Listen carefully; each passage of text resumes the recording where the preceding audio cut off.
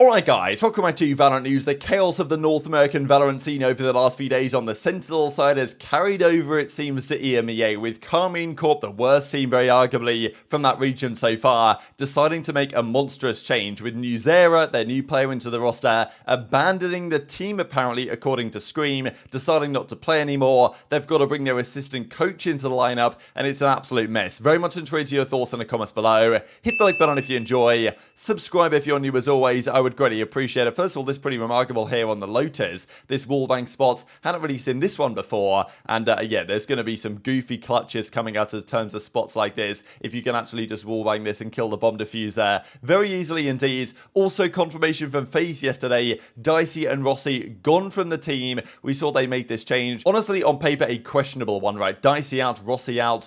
Good players, solid players. They decided to make a move though. Dicey gone, Rossi gone. Tig and Mame in. That was confirmed later in the day, just before they played their first series with the new roster up against, of course, the Guard. Now, most of the teams that have made changes didn't look so good. Now, this might not be a massive surprise just because in the first series played with a new team, you're not expecting to be at the peak of your performance levels. Like, you know, there's a lot of work still to be done, practice to be gained, and time to switch things up. But this move to me was very questionable, and they got destroyed by the Guard here. 13-5, 13-5. I mean, the Guard just wiped the floor with them, to be honest. As I say, Fracture was not particularly close. Neither was Lotus. Tex went, you know, what was that, 22-8 game 1. Then it was Net that took over game 2. So, tricky time for the FaZe guys. And yeah, babybay, despite being one of the star players of the previous iteration, had a rough series here and a lot to change around, I think, for this FaZe team going forwards. And the Guard march on forward, as shouldn't be too much of a surprise. Also, had to share this clip, though. This was from Dicey's stream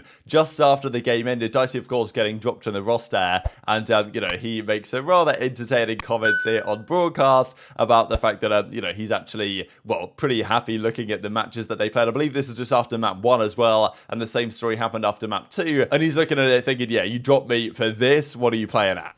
I'm gonna go use the bathroom. I'm like hella sad now. Let's go! Yes!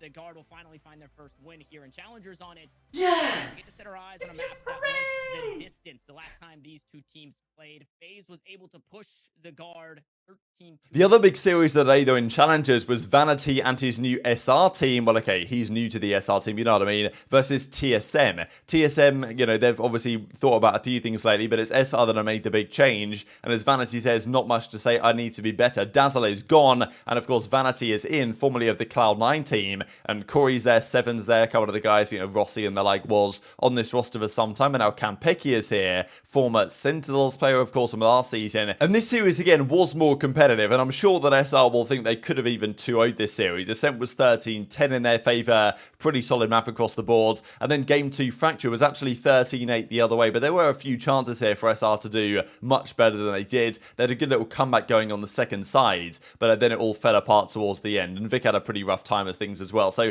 yeah, Vanity, first time in this roster again. I know that people are banging on Vanity again, like, oh, this guy's terrible, like his stock is in the mud, which, okay, true. If Vanity doesn't do well with this team, questions are going to be asked, right? Absolutely, because this roster, this SR team, should be way better than it is. I know that even at the end of last season, there was a lot of talk about this SR team, former Luminosity, how good they should be, how good B-Dog was individually, right? And, you know, Moose, Vic, Marder, like, the team should be good on paper, but yet they don't deliver results. With Dazzle in the roster, it wasn't the case, and even with Vanity now in the team, also, it's not looking so good either. Okay, B-Dog had a good series on map 1 and map 2, but it wasn't quite enough, right, to get them over the line. So I'm going to give them a bit more time here, right, Vanity and Co. It's his first series leading this team up against a solid TSM roster, but these are the type of series you need to win if you're SR, and if they keep failing to, questions are seriously going to be raised. Maybe they just need to bring Sean Gares in as their actual full-time coach, given he is there now as a content creator for the roster, but I guess he left 100 Thieves because he didn't really want to do any coaching, so makes sense. But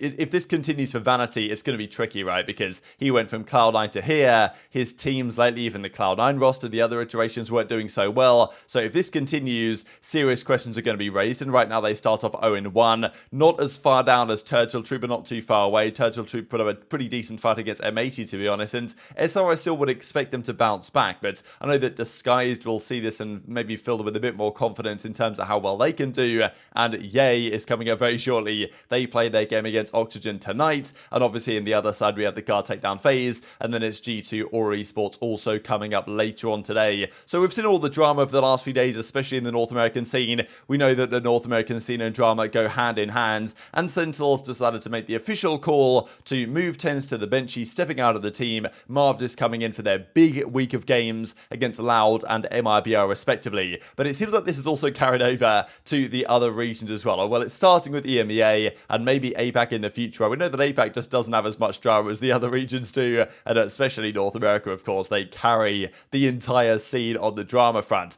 Now, if we look at the European side, these are the numbers so far through week 3. We're now on to kind of week 4 starting shortly. Liquid got a big win for them as well last night, I believe, against Heretics. But these are the full buy round conversion rates. Liquid 66%, Foot Esports, BBL, Fnatic, pretty high. I mean, Fnatic surprisingly low maybe, but they still win all their series. Karmine Corp 27%. Like, the entire league is 45 to 60 odd % in terms of win rate in full buy round conversions. Karmine Corp somehow 27%. I mean, it's absolutely tragic. 15 of 55, and actually Will Miner does clarify here that because Fnatic like to buy just the half armor, right? Because they think that it actually makes more sense to do that. So if you consider that into play as well, then Fnatic would be first at 59%, which does make a fair bit of sense as well. So Karmine Corp down there at 27%. It ain't looking good for them. And so far, yes, they're actually not bottom of the league. BBL are 0-4, but BBL have been more competitive, right? They've lost all their series, but they've been more competitive with everyone they've played. The last 3 series Karmine Corp have played,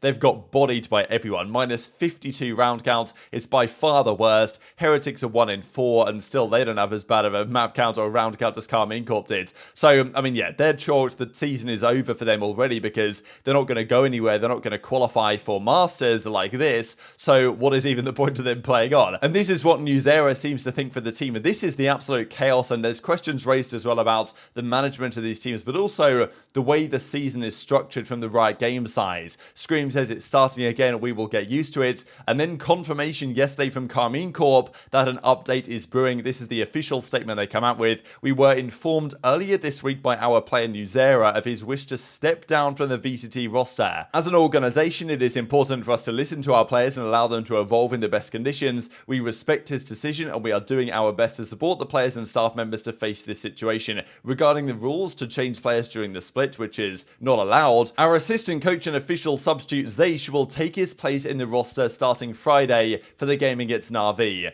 Hopefully you continue to support the team. So this is mental for so many reasons, right? Like NewsEra, I feel bad for the guy at the end of the day. He came into this team, he's not performed well at all, doesn't look good on the server, but frankly, who does on this roster right now? Everyone's getting clowned on, and I know NewsEra is getting clowned on the most, and it must be tough from a mental perspective as well. And, along with Scream, right? Because Scream gets probably the brunt of the hate and the frustration of the fans because he's IGLing the team, he's the veteran, he's the CSGO legends. So, you can understand why these things are getting to the players, but at the same time, it's a brutal sport and esports and industry at the end of the day. If you don't perform, you've got to go. Now, obviously, NewsEra can't just go. The team can't fire him because, well, I guess they could fire him potentially, but there's a roster lock, right? You're not allowed to make changes, but they are still making changes because he's decided to, as Scream says, abandon the team. My brother and I, obviously Nevera and Scream, still live in this moment when one of our teammates abandons the team within a competition. Today, we are encountering a lot of difficulties internally, and honestly, I think it's the first time in my career where I need all of your support and strength to overcome this ordeal. Playing as a team is such an intense moment and wish everyone this happiness. On the other hand, it is enough that a link does not attach to the chain and all is lost. So, today we are going to play with my brother, of course, the new assistant coach coming in,